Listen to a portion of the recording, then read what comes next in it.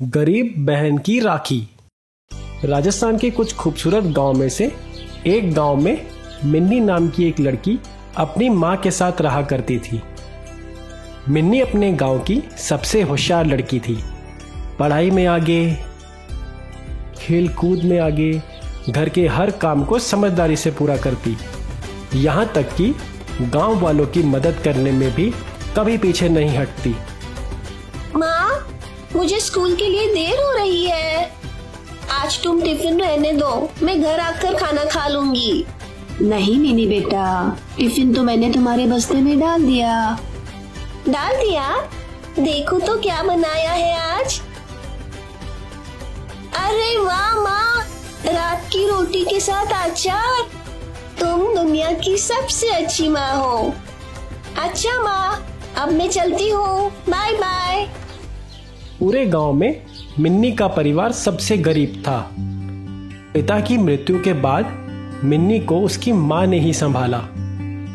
राहुल मिन्नी का बड़ा भाई था, जो एक दिन चालाकी से पिता की सारी जमीन जायदाद बेचकर पढ़ाई करने और अपना करियर बनाने विदेश चला गया था।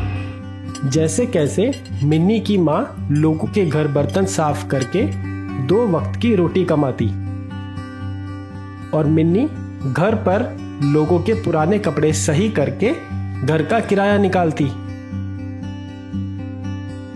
गांव में सभी लोग कभी न कभी बाहर या दूसरे गांव घूमने जाया करते, पर मिन्नी और उसकी मां के पास तो सही से पहनने के कपड़े तक नहीं थे। घूमने जाना तो दूर की बात थी। एक रोज घर के बाहर सरपंच की बीवी आकर मिन्नी को आवाज लगाती है। मिनी बेटा, कहाँ हो? देखो, मैं तुम्हारे लिए काम लाई हूँ, जरा दौड़कर बाहर आओ। जी चाची, आती हूँ। ये देख मिनी, ये मेरी नई साड़ी है। कार के गेट में आने से थोड़ी खराब हो गई है, इसे थोड़ा ध्यान से ठीक करना। ये असली रेशम से बनी है, वो कहते हैं पूरे 2000 रुपए की है। अरे चाची, तुम चिंता क्यों करती हो?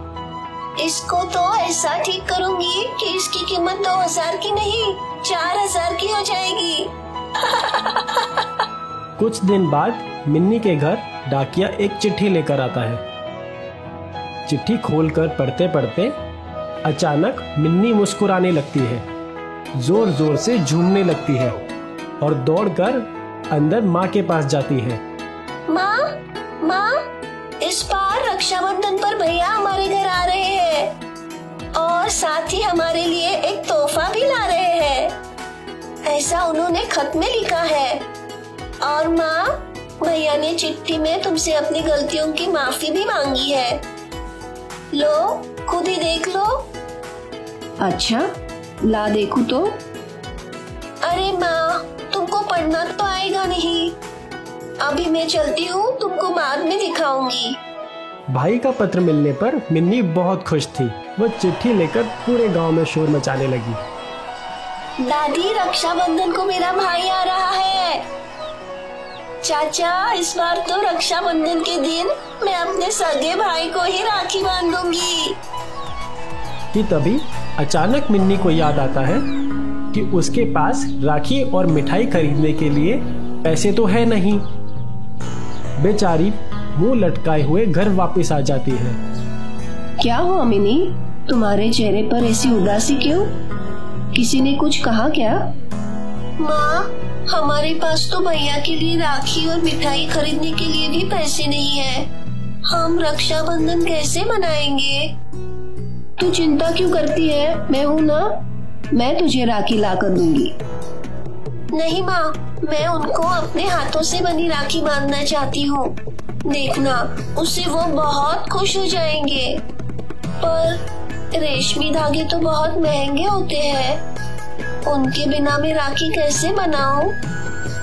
कि तभी उसकी नजर सामने रखी रेशमी साड़ी पर जाती है, जो कुछ दिन पहले सरपंच की बीवी उसे ठीक करने के लिए दे गई थी। उस साड़ी से कुछ धागे निकल रहे थे। मिन्नी थोड़ा मुस्कुराती है और उस साड़ी को ठीक करने अंदर चली जाती है।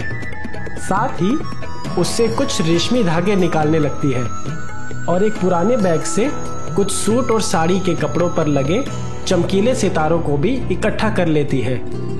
करीब 2 दिन की मेहनत के बाद मिन्नी अपने भाई के लिए उन रेशमी धागों और पुराने सामान से एक राखी बना लेती है, जो दिखने में बहुत ही सुंदर लग रही थी। ये सब देखकर उसकी माँ की आंखें नम हो जाती है और वो उसके पास जाती है। माँ देखो, मैंने घर पर रेशमी धागे से राखी तैयार की है अपने प्यारे भैया के लिए। अरे वाह मिनी बेटा, ये तो बहुत खूबसूरत लग रही है। तुमने तो पुरानी चीजों से बहुत सुंदर राखी बनाई है। कुछ दिन बाद एयरपोर्ट पर राहुल और सोनम की फ्लाइट लैंड करती है।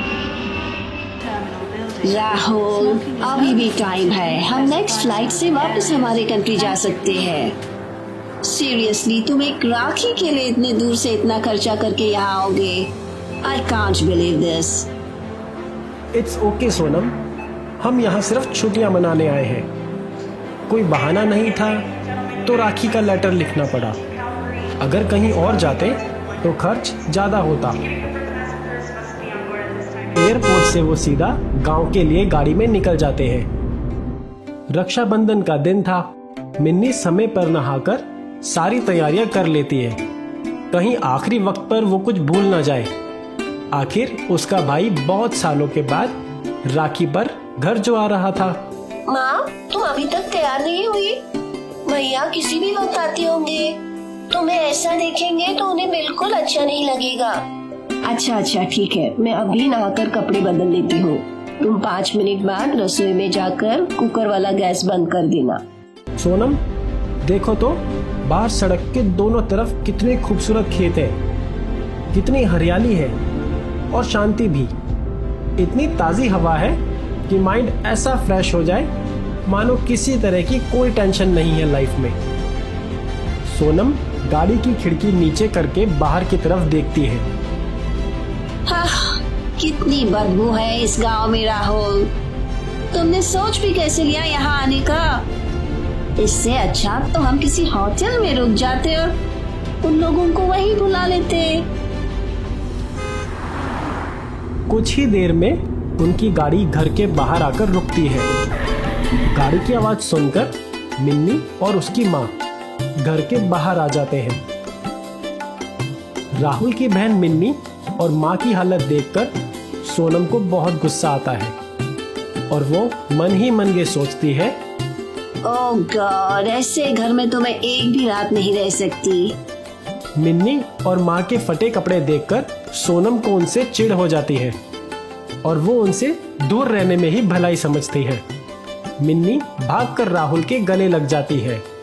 राहुल भी उसको प्यार देकर अपनी माँ के पैर छूता है कि तभी मिन्नी सोनम से मिलने उसके करीब जाती है। नहीं, मेरे करीब मत आना। अपनी हालत तो देख लड़की, कहीं तेरे छूने से मेरे कपड़े गंदे हो गए तो? मिन्नी को सोनम की यह बात बहुत बुरी लगती है। माँ, ये सोनम है, आप लोगों के लिए मेरा तोहफा। हमने 6 महीने पहले शादी कर ली है। शादी? यह सुनकर मिन्नी की माँ का दिल टूट जाता है कि उसके बेटे ने शादी कर ली और उन्हें बताना जरूरी भी नहीं समझा। सोनम पास खड़ी रहती है पर किसी से कोई बात नहीं करती। हाँ माँ, इसमें कौन सी बड़ी बात है, बस अब आप अपना ये मेलोड्रामा शुरू मत करना। माँ सब कुछ भूलकर सोनम को आगे बढ़कर उसके सिर पर हाथ रखती है और उसे आशीर्वाद देती है।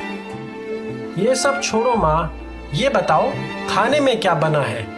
बहुत भूख लगी है, फिर मुझे मिन्नी से राखी भी तो बंधवानी है। हाँ बेटा, तुम लोग हाथ मुंह धो लो, मैं खाना लगा देती हूँ। राहुल घर के अंदर चला जाता है। मिन्नी की माँ को राहुल और सोनम का यह व्यवहार देखकर बहुत दुख हुआ और वो सोचने लगी कि इतने सालों बाद भी राहुल उनका बेटा नहीं बन सका। मिन्नी रसोई में सबके लिए खाना लगाती है कि तभी सोनम वहां आकर खाने के बर्तनों का ढक्कन उठाकर देखने लगती है कि आखिर बना क्या है। ये भी कोई खाना है? तुम जैसे गवार लोग ही खाते होगे ऐसा खाना। सुनो लड़की, मेरे लिए खाना लगाने की जरूरत नहीं है, मैं अपना लंच बाहर से ही कुछ ऑर्डर कर लूंगी। भाभी, आप भले ही मुझे कुछ भी बोल लीजिए, पर इस अन्नू को ऐसा मत बोलिए। आज का खाना हमारे लिए बहुत खास है। माँ और मैंने बहुत मेहनत से पैसे कमा के ऐसे खाने का इंतजाम किया है। ए लड़की, तुम समझती क्या हो अपने आप को? मेरी ये ड्रेस भी तुम्हारे घर से ज्यादा महंगी होगी और तुम ऐसे खाने के लिए मुझसे बहस कर रही हो। इतने में राहुल वहाँ आ जाता है तो मिन्नी वहाँ से जाना ही ठीक समझती है। कुछ देर बाद मिन्नी एक थाली में अपने भाई के लिए राखी सजा कर लाती है। राहुल उसे आता देख अपनी पुरानी बचपन की यादों में खो जाता है। अरे भाई, कहाँ हो राहुल? अपनी माँ को लेकर जल्दी आओ भाई, मुहूर्त निकला जा रहा है। मेरी बेटी कब से सब कुछ जमाने में व्यस्त है कि तभी राहुल और उसकी माँ तैयार होकर आंगन में आ जाते हैं। अरे वाह, आज तो हमारा राहुल इन नए कपड़ों में बिल्कुल हीरो लग रहा है। बस बस रहने दीजिए, आपके पास इतना पैसा है, आप मुझे स्कूटर क्यों नहीं दिलाते? राहुल, अभी तुम छोटे हो, स्कूटर का क्या करोगे? अपनी बहन को देखो, वो कितनी समझदार है, कभी किसी तरह की जिद नहीं करती। नहीं नहीं, मैं आज तभी राखी बंधवाऊंगा जब तक कि आप मुझे स्कूटर दिलाने का वादा नहीं करते। राहुल, तुम जानते हो तुम्हारी उम्र क्या है?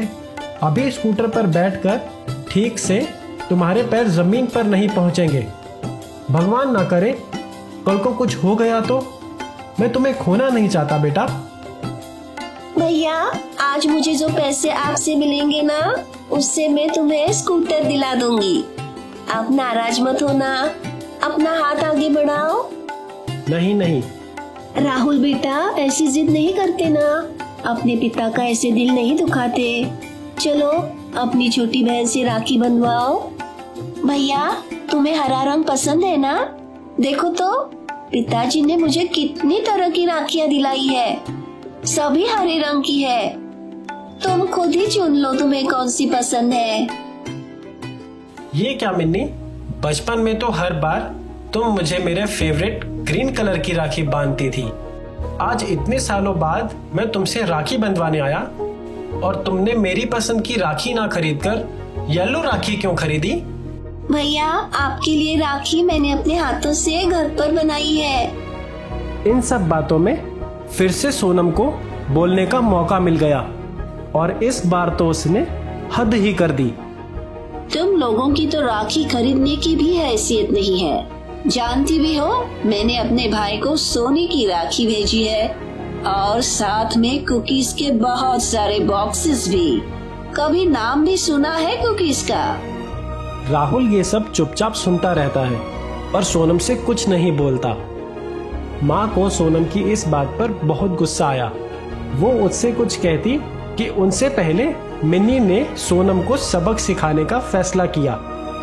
भाभी, भले ही आपकी राखी सोने की थी, फिर भी ऊपर वाले ने आपको वो नसीब नहीं दिया कि आप अपने हाथों से रक्षाबंधन की रस्म पूरी कर सको, अपने भैया को अपने हाथों से राखी बांध सको। इससे बेहतर तो बिना मूल्य के धागों से बनी इस गरीब बहन की राखी है, जिसका नसीब उस सोने की राखी से भी कहीं गुना अच्छा है, क्योंकि इसे एक बहन ने अपने हाथों से अपने भाई की कलाई पर बांधी है। सोनम, आज तुम जिस वजह से अपने पैसे का रोब हम पर दिखा रही हो, भूलो मत, ये पैसा मेरे पति का है। अगर राहुल हमसे छल करके उस दिन जमीन के पेपर पर अंगूठा ना लगवाता तो आज हम इस गांव के सबसे अमीर लोग होते। उन्हीं पैसों से तुम दोनों आज भी अपनी जिंदगी में सुखी भोग रहे हो और मैं आज भी लोगों के घर उनके बर्तन साफ करके अपने घर के लिए रोटी कमाती हूँ। आज मिनी और मेरी जो हालत है उसका जिम्मेदार और कोई नहीं, राहुल ही है। तुम लोगों को हमारा एहसान मानना चाहिए कि हम लोगों ने इतना होने के बाद भी तुमको अपनाया है और तुम लोगों से कुछ नहीं मांगा। यह सब सुनकर राहुल अपने किए पर शर्मिंदा होता है। उसकी आंखों में आंसू आ जाते हैं। सोनम को भी ये सुनकर अपने बोले हुए अपशब्दों पर बहुत शर्म आती है। तुम दोनों को भगवान कभी माफ नहीं करेगा, क्योंकि तुम लोगों ने एक बहन और माँ की गरीबी का मजाक उड़ाया है। इतना बोलते ही राहुल अपनी माँ के पैरों में गिर जाता है। मुझे माफ कर दो माँ, आप लोगों की इस हालत का जिम्मेदार सिर्फ और सिर्फ मैं हूँ।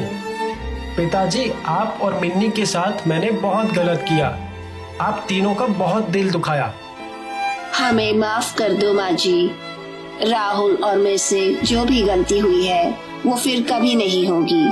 हम आज के बाद कभी ऐसा व्यवहार नहीं करेंगे। हम दोनों मिलकर मिनी को खूब पढ़ाएंगे और उसकी सबसे अच्छे घर में शादी करेंगे। आप दोनों को भी अच्छी जिंदगी देंगे और अब से हम सब मिलकर साथ ही रहेंगे। मुझे एक मौका दो माँ, मैं सब कुछ ठीक कर दूंगा। माँ, भैया और भाभी को माफ कर दो ना। आज राखी का त्योहार है, एक बहन को उसका भाई वापस मिल जाएगा। इससे ज्यादा तुम्हें क्या चाहिए? हम सब मिलकर खुशी खुशी साथ रहेंगे। मिन्नी की इस बात से माँ का दिल पिघल जाता है और वो सब कुछ भुलाकर उन्हें माफ कर देती है और पहले की तरह राहुल को अपना लेती है। मई का महीना था। स्कूल की छुट्टियां चलने की वजह से गांव के सभी बच्चे खेलने कूदने में व्यस्त थे। उसी गांव का रोहन अपने पिता के साथ खेत में उनका हाथ बटाता और माँ के लिए नदी से पानी भरकर लाता। रोहन के पड़ोस में उसके दोस्त सोनिया और राज भी रहते थे, जिनके साथ वह साइकिल चलाता और आम के पेड़ से मीठे आमों का स्वाद लेता। समय निकलने के साथ साथ गर्मियां और बढ़ने लगी और हर साल की तरह गांव में सूखा पड़ने लगा। सूखे पड़ने की वजह से पानी की भी कमी होने लगी। गांव से कुछ दूर जीन्स बनाने वाली एक फैक्ट्री भी थी, जहां हजारों की संख्या में जीन्स बना करती थी। फैक्ट्री का मालिक एक लालची और कंजूस आदमी था। एक दिन उसके मैनेजर ने उससे कहा, सर, जून का महीना शुरू हो गया है। गांव से सूखा पड़ने की बात सुनने में आई है। हमारे काम में तो पानी की बहुत ज़रूरत है। मैं बोल रहा था, सूखा बढ़ने से पहले क्यों ना जल्द ही कोई रास्ता खोजा जाए। अगले दिन फैक्ट्री के मालिक ने सभी काम करने वाले लोगों को इकट्ठा किया और उनसे कहा, सभी कान खोल के सुन लो, इस बार हमारे पास बहुत काम है। कोई भी काम से छुट्टी नहीं लेगा और अगर किसी ने ऐसा किया तो उसकी 1 हफ्ते की तनख्वाह काट ली जाएगी। सभी काम करने वाले लोग यह बात चुपचाप सुनते रहे, पर कोई कुछ नहीं बोला। और हाँ, अब गर्मियाँ शुरू हो गई है। हर बार की तरह इस बार भी पानी की कमी होने वाली है। इसीलिए मैंने एक तरकीब सोची है।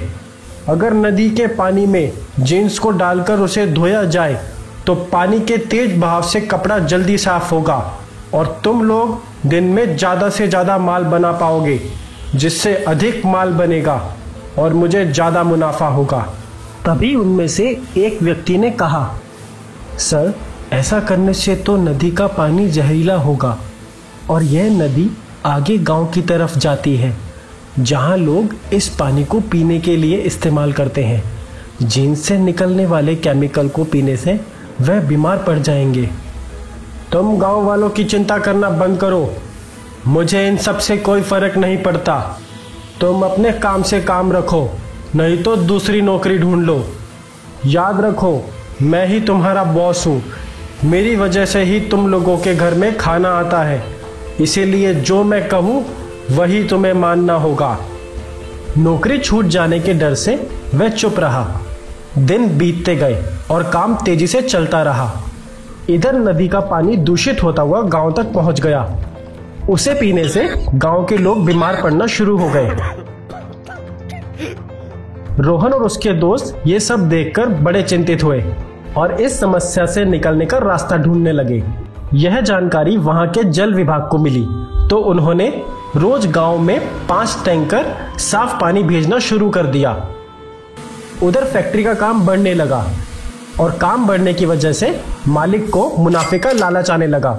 अगर मैं माल धोने के लिए अलग से और पानी की व्यवस्था कर दूं तो मुनाफा 2 गुना हो जाएगा। एक दिन शाम को वह अपने घर जा रहा था कि तभी उसने देखा 5 पानी से भरे टैंकर गांव की तरफ जा रहे हैं। उसने उनके लीडर को बुलाकर पूछा, क्यों भाई, तुम इन पानी के टैंकरों को कहां ले जा रहे हो? साहब, नदी का पानी दूषित होने से गांव वाले बीमार पड़ रहे हैं, तो जल विभाग से उन्हें पीने का साफ पानी फ्री पहुंचाया जा रहा है। फैक्ट्री के मालिक को लगा क्यों ना कुछ पैसे देकर इस आदमी को अपनी बातों में फंसाया जाए और पानी के टैंकर फैक्ट्री के काम में लगा दिए जाएं। क्या तुम इन टैंकरों से कुछ पैसा कमाना चाहते हो? अगर तुम 5 में से 4 टैंकर पानी रोज सुबह शाम मुझे दोगे तो मैं तुम्हें इसका अच्छा पैसा दूंगा। अगर दूसरी भाषा में कहूं तो अपनी तनख्वाह से ज्यादा पैसा तुम इन टैंकर से कमा सकते हो।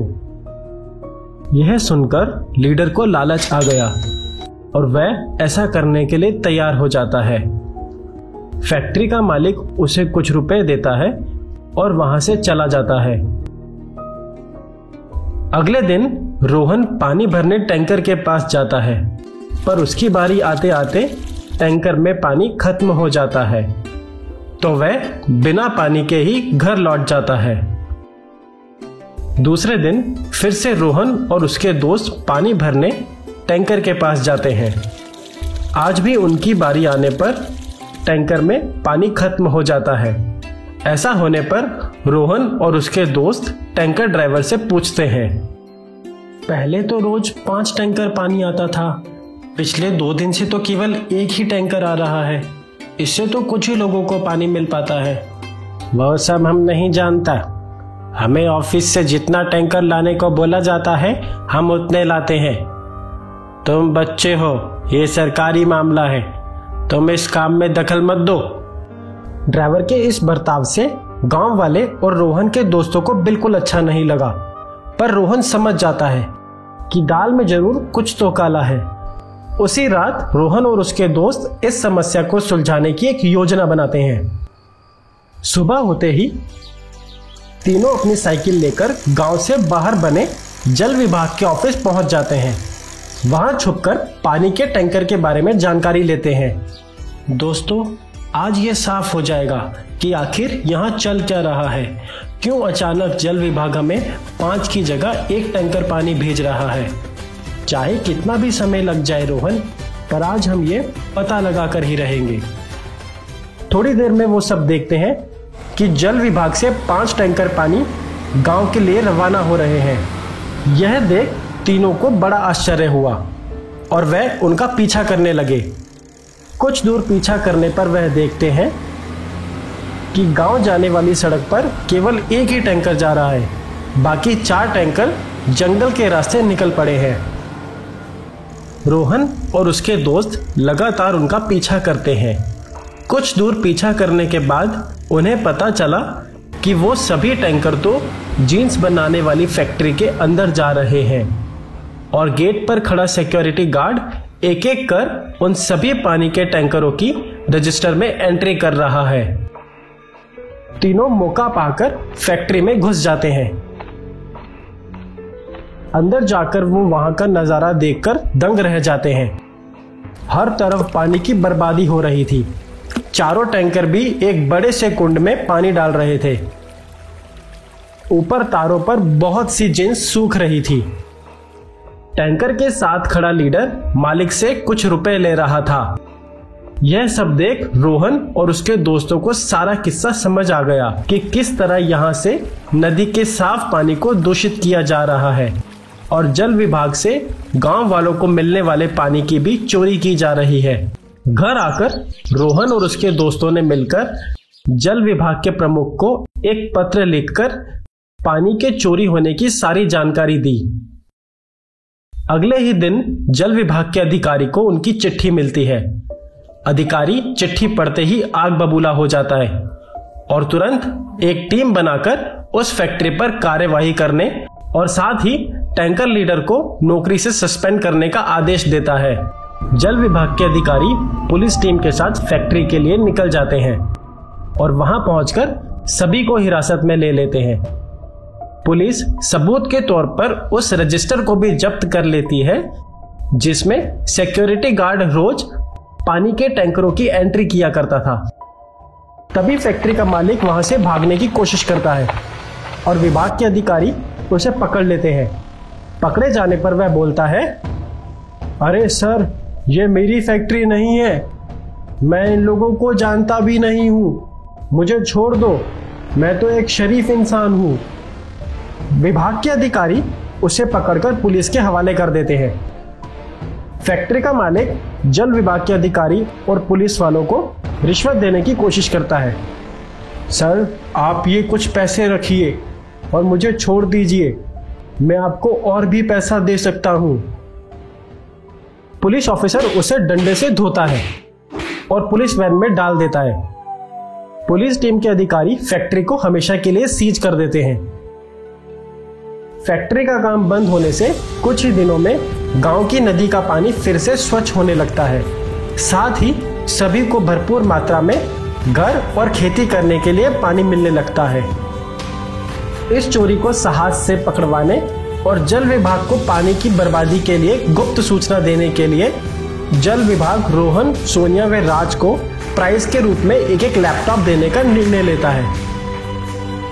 तो देखा आपने, रोहन और उसके दोस्तों ने मिलकर बहादुरी और निडरता से जो कार्य किया, उससे उनका गांव एक बार फिर से हरा भरा होने लगा। हमारी पृथ्वी का 71% हिस्सा पानी है, लेकिन क्या आप जानते हैं उसमें से केवल 1.2% ही पानी पीने योग्य है।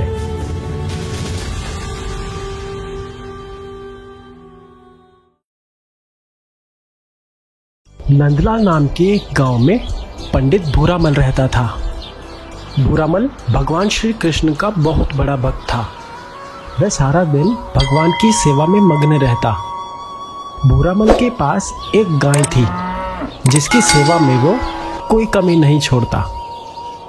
उसे समय पर चराने लेकर जाता, समय पर नहलाता, उसका एक छोटे बच्चे की तरह पूरा ध्यान रखता। भूरामल की पत्नी सरोज का व्यवहार भूरामल के बिल्कुल विपरीत था। वो हमेशा चिड़ी हुई सी रहती, अपनी बेटियों से सीधे मुंह बात नहीं करती और उनसे अधिक से अधिक काम लेती। सरोज की इस बात से भूरामल और उसकी दोनों बेटियां बहुत परेशान रहती थी। दरअसल सरोज को लड़की की चाह थी, पर उसे हर बार बेटी ही होती, इसलिए वो अपनी बेटियों से नफरत किया करती थी। भूरामल की पत्नी का दुर्व्यवहार बहुत बार गाय को भी झेलना पड़ता। जब भी गाय को बछड़ी होती तो उसे रख लेती, क्योंकि वो बड़ी होकर गाय बनेगी और दूध देगी। पर जब भी गाय को बछड़ा होता तो वो उस बछड़े को घर से निकाल देती, यह सोचकर कि यह तो पूरी जिंदगी यहाँ बैठकर बस चारा ही खाएगा, किसी काम तो आएगा नहीं। बेचारी गाय अपने बछड़े को अपने से दूर जाता देख बहुत रोती, पर बेजुबान मजबूर कुछ नहीं कर पाती। आस पड़ोस के लोग भी यह देख बहुत दुखी होते, पर जब सरोज के सामने भूरामल की ही नहीं चलती तो वो उनकी कहाँ सुनती। भूरामल रोज ये देख दुखी होता और प्रभु से विनती करता, हे प्रभु, सरोज को रोकना मेरे बस में नहीं है, आप ही कुछ करिश्मा कीजिए। एक दिन किसी यजमान के घर से वापस लौटने पर भूरामल को रास्ते में एक पेड़ के नीचे किसी साधु ने आवाज लगाते हुए कहा, सुनो ब्राह्मण, क्या तुम्हारे घर कुछ खाने को मिलेगा? मैं कल से भूखा हूँ, अगर कुछ खाने को मिल जाए तो तुम्हारा बहुत भला होगा। भूरामल एक दयालु प्रवृत्ति का ब्राह्मण था। किसी के भी भिक्षा मांगने पर उसका दिल पिघल जाता, और फिर यह तो साधु थे। तो भूरामल ने उनसे हाथ जोड़कर कहा, जी महाराज, आप मेरे साथ चलिए, मैं आपको घर पर भरपेट भोजन कराऊंगा। दोनों घर की ओर निकल पड़ते हैं। घर पहुंचने पर साधु को देखकर घर के आंगन में बंधी गाय जोर जोर से आवाजें निकालने लगती है कि तभी साधु उसके पास जाकर उस गाय के सिर से अपना सिर लगाते हैं और उसे प्यार करने लगते हैं। ऐसा करने से वो गाय शांत हो जाती है। भूरामल को ये देख बड़ा आश्चर्य होता है। वो साधु से इस घटना का कारण पूछता है तो साधु भूरामल से बोलते हैं, इस पृथ्वी पर सभी जानवर बस प्यार के भूखे होते हैं। वो इंसानों से इसके बदले में कुछ नहीं चाहते। भूरामल उनके सामने हाथ जोड़कर उनसे अंदर चलने की विनती करता है। सरोज और भूरामल उन्हें भोजन परोसते हैं और साधु वहां आराम से बैठकर पेट भर भोजन करते हैं। भोजन से तृप्त होकर साधु ने भूरामल को आशीर्वाद दिया और सरोज से कहा, मैं जानता हूं तुम्हें पुत्र रत्न की अपेक्षा है, पर तुम्हें तब तक पुत्र प्राप्ति नहीं होगी जब तक कि तुम घर में रखी गाय को सम्मान नहीं देती। उस बेजुबान जानवर को तुमने बहुत सताया है। एक बेटे को उसकी मां की नजरों के सामने उससे अलग किया है, इसीलिए भगवान तुम्हें भी बेटे का सुख नहीं दे रहे।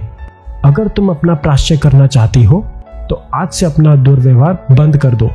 उस गाय की जितनी सेवा कर सकती हो करो।